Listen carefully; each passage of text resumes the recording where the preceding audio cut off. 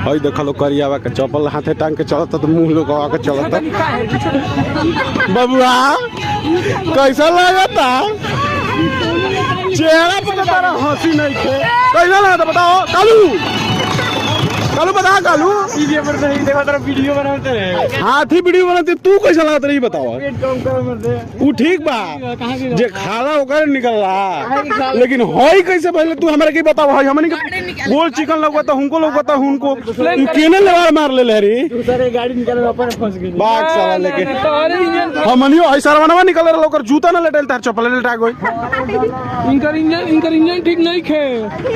Engine में बुझाता कि जरल मोबिल डाल देला बस हो। हैं मोबिल डाल दे केने रे मोबिल पे चल ना बुआ ओकर घरी हाथ इंजन के काम भइल कर रिंग पिस्टन नया डालल बा बुद्धि के फेर बा। हां बुद्धि के फेर बा। बाप रे बाप भीड़ दिखाओ बहुत भीड़ है गाइस पतले रास्ते में। अभी तक घाट पर ज्यादा भीड़ दिखी कि ना?